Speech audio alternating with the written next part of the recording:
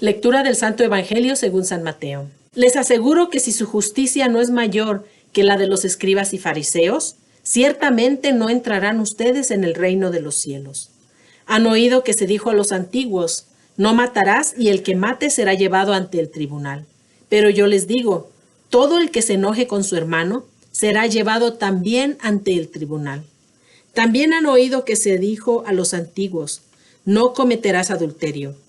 Pero yo les digo, quien mire a una mujer con malos deseos, ya cometió adulterio con ella en su corazón. Han oído que se dijo a los antiguos, no jurarás en falso y le cumplirás al Señor lo que le hayas prometido con juramento.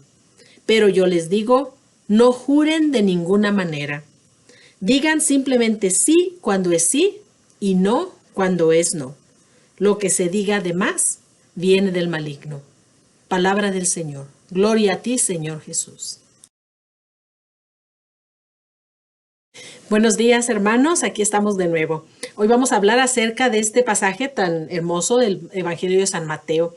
Este pasaje está dentro de lo que se llama el Sermón de la Montaña y es, digámoslo así, es la ley de Cristo. Es el Evangelio, es el corazón de la enseñanza de Cristo, es la ley evangélica. En el monte Jesús se nos presenta como el nuevo Moisés, que nos da primero las bienaventuranzas y luego nos habla acerca de cómo es la ley de Moisés en cuanto a Cristo ahora. ¿Qué es la relación entre el Antiguo Testamento y el Nuevo Testamento? Entre la revelación que se dio al pueblo de Israel y el cumplimiento de las promesas de Dios a su pueblo en Cristo. El día de hoy nos habla particularmente acerca de los 10 mandamientos, de lo que es la moral cristiana, lo que el Señor espera de nosotros, cómo vivamos nuestras vidas, cómo nos comportemos en este mundo. En el Antiguo Testamento, Dios había revelado los 10 mandamientos. Y los 10 mandamientos no son simplemente leyes que Dios nos da de una manera arbitraria, sino que más bien son la expresión o la revelación explícita de la ley natural que Dios ya había escrito en el corazón humano. En los 10 mandamientos no se nos da nada que sea contrario a nuestra naturaleza humana. Sabemos que por la ley natural Dios ya había inscrito o escrito en el corazón de todo ser humano este sentido de que sabemos que hay cosas buenas y cosas malas, de que sabemos que hay que hacer el bien y evitar el mal. En los 10 mandamientos el Señor simplemente hace esa revelación que ya había hecho dentro de nuestro corazón, lo que llamamos la ley natural, la hace de una manera explícita para que no nos quede duda cuál es la voluntad de Dios para el hombre. Y la voluntad de Dios es no solamente que cumplamos los 10 mandamientos, sino que nos demos cuenta a través de esta revelación, pues que no somos capaces de cumplirlos. Vemos, por ejemplo, en la historia de Israel, que la podemos describir también como la historia de la fidelidad de Dios y la infidelidad de su pueblo hacia la alianza que habían hecho con Dios.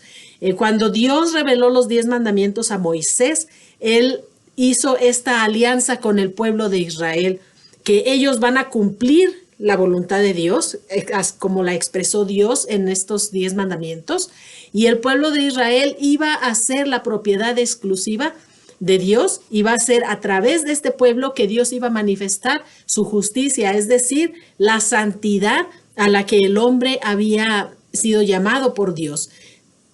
Y esta era la parte del pueblo de Israel, cumplir los 10 mandamientos. Y la parte de Dios era que Él iba a ser el Dios de este pueblo.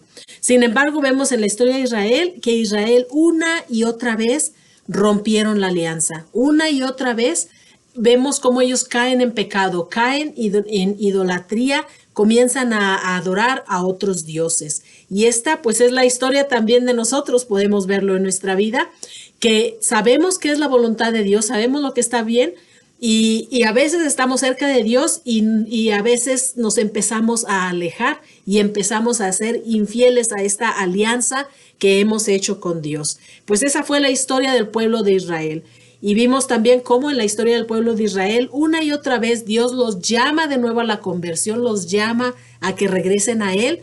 y a que se arrepientan de sus pecados y a que renueven su alianza con nuestro Señor.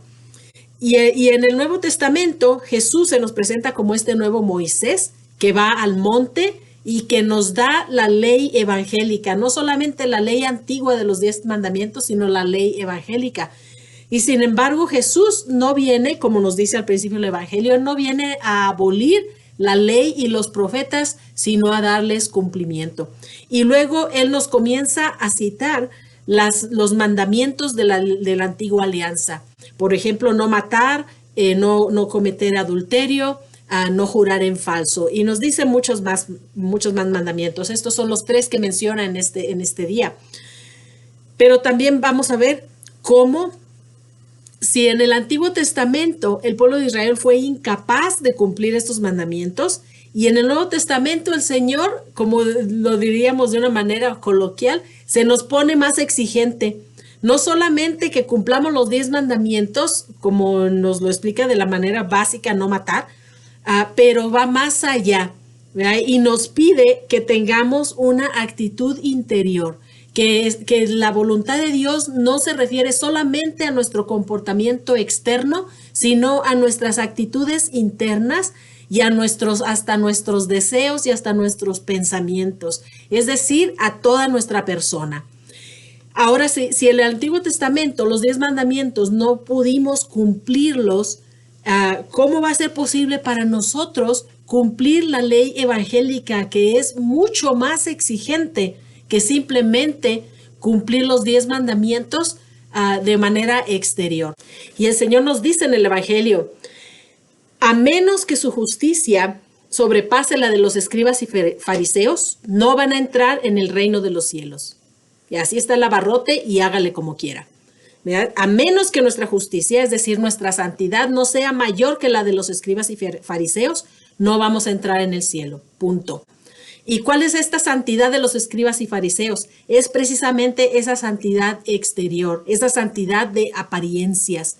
Pero lo que Dios quiere es poseernos no solamente de dientes para afuera, no solamente en nuestro comportamiento exterior, pero poseernos en nuestro interior, en todo lo que somos como seres humanos, en nuestros pensamientos, en nuestros deseos, en nuestras inclinaciones, en nuestras actitudes. El Señor espera de nosotros una santidad mucho mayor que la que esperaba en el Antiguo Testamento.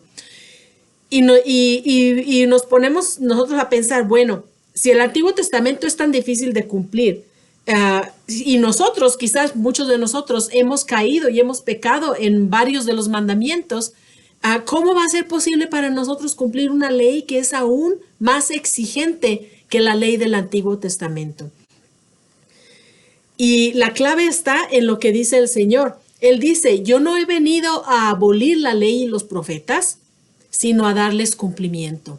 Es decir, Jesús no vino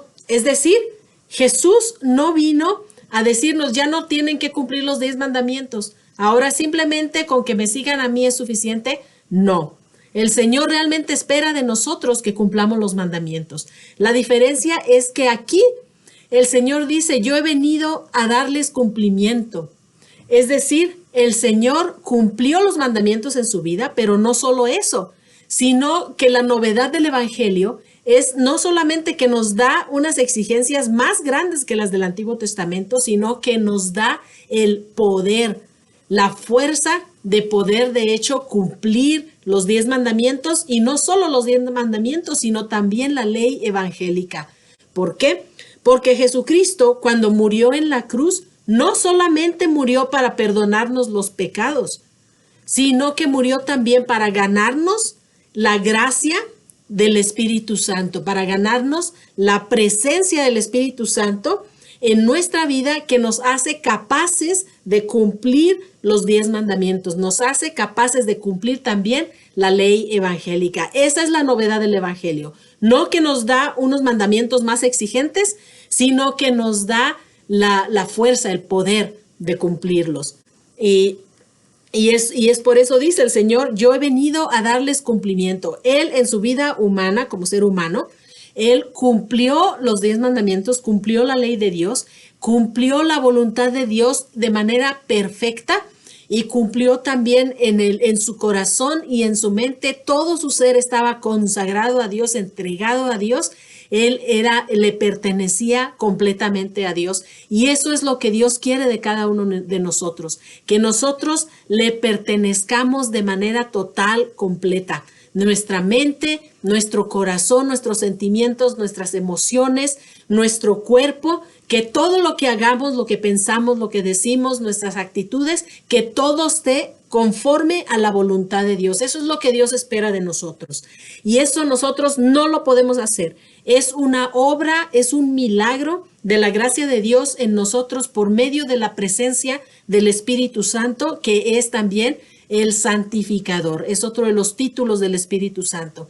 Él es el que nos hace santos. Él es el que nos transforma con nuestra cooperación, sí, con nuestro deseo, con nuestro anhelo de entregarnos a Dios, pero es Dios mismo a través de la fuerza del Espíritu Santo que va realizando en nuestra vida esta transformación, no solamente de nuestro comportamiento exterior, pero también nos va transformando nuestra mente para que podamos pensar como Cristo, nos va transformando nuestro corazón para que podamos amar como Cristo, y nos va transformando aún en nuestro cuerpo para que podamos usar nuestro cuerpo como un instrumento de santidad y no como un instrumento de pecado.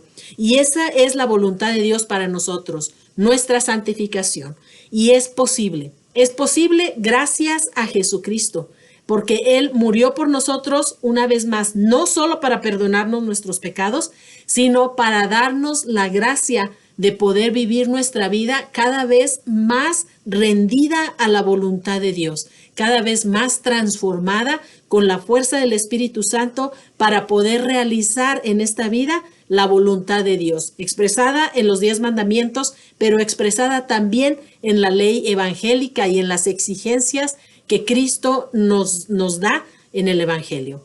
Bueno, pues esperemos que realmente nosotros nos sometamos a la voluntad de Dios, queramos en nuestro corazón estar rendidos a la fuerza y rendidos a la moción del Espíritu Santo para que Él pueda realizar en nosotros este milagro de santidad.